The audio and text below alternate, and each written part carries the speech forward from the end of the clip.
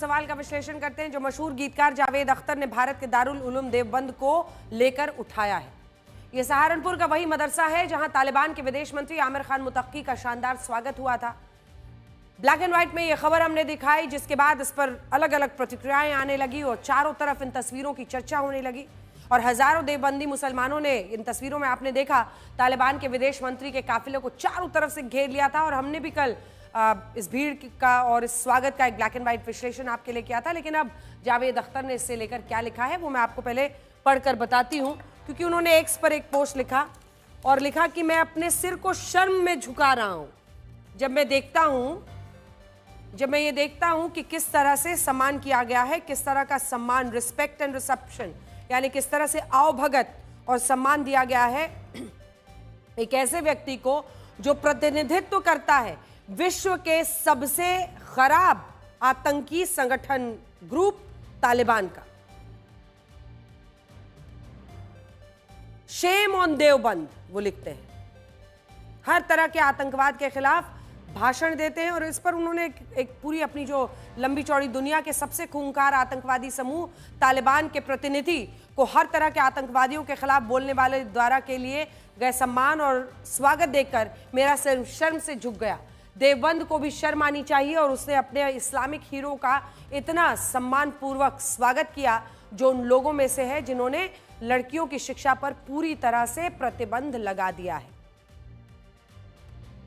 जावेद अख्तर की यह नाराजगी कई सैद्धांतिक सवालों को जन्म देती है और ये सवाल आज भारत के सभी मुसलमानों को पूछना चाहिए कि क्या देवबंद मदरसे में तालिबान के विदेश मंत्री के लिए जो भीड़ इकट्ठा हुई, क्या वो इस मदरसे का तालिबान को खुला समर्थन नहीं माना जाएगा? इस विचारधारा को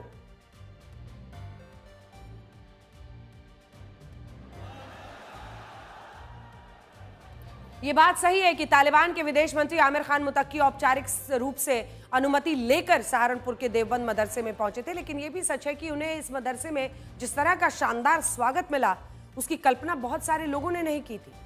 किसी ने यह नहीं सोचा था कि जब आमिर खान मुतक्की इस मदरसे में पहुंचेंगे तो उनके लिए इस तरह की भीड़ इकट्ठा हो जाएगी। और इन तस्वीरों में आपको जितने भी लोग दिख रहे हैं, इन लोगों को बुलाया नहीं गया था, ना ही किसी ने इन लोगों से ये कहा था कि तालिबान के विदेश मंत्री के लिए ऐसा जुनून दिखाइए। देखिए हाथों में मोबाइल और ये जुनून देखिए, फुल स्क्रीन दिखाइए ये तस्वीर।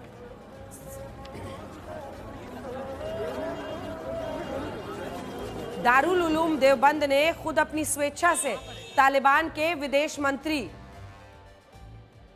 को ऐसा ग्रैंड वेलकम दिया, ग्रैंड वेलकम। और इस स्वागत ने कई सवालों को लेकर बहस छेड़ दी है। इनमें सबसे बड़ा सवाल यही था कि जिस देवबंद मदरसे को दुनिया का दूसरा सबसे बड़ा, एशिया का सबसे बड़ा इस्लामिक शिक्षण संस्था माना जाता है, जिसकी स्थापना साल 1866 में हुई और जो भारत के करोड़ों मुसलमान को अपने साथ जोड़ कर रखता है, क्या वो दारुल उलूम देवबंद तालिबान के साथ है? आज तालिबान पाकिस्तान के कट्टरपंथी हक्कानिया देवबंद से अलग होकर भारत के देवबंद से जुड़ना चाहता है, लेकिन ये बात बहुत कम लोग जानते हैं कि अफगानिस्तान के पश्तून मुसलमानों ने जब भारत की देवबंदी विचारधारा को अपनाया था तब तालिबान की स्थापना तक नहीं हुई।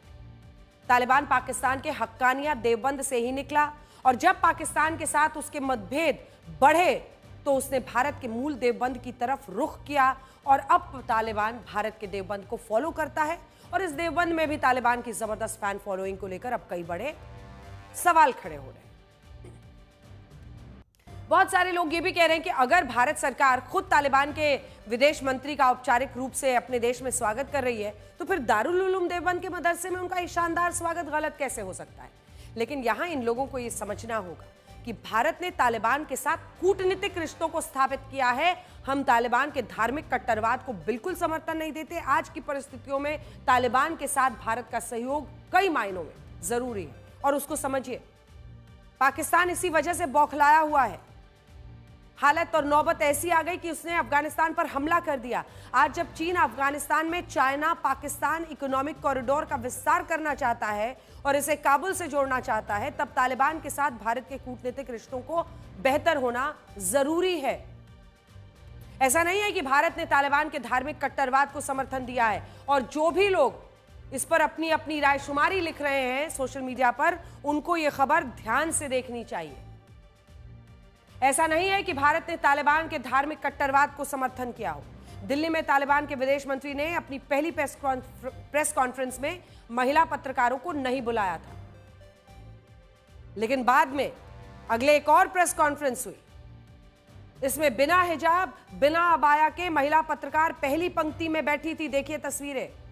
उन्होंने तालिबान के विदेश मंत्री से सवाल पूछा।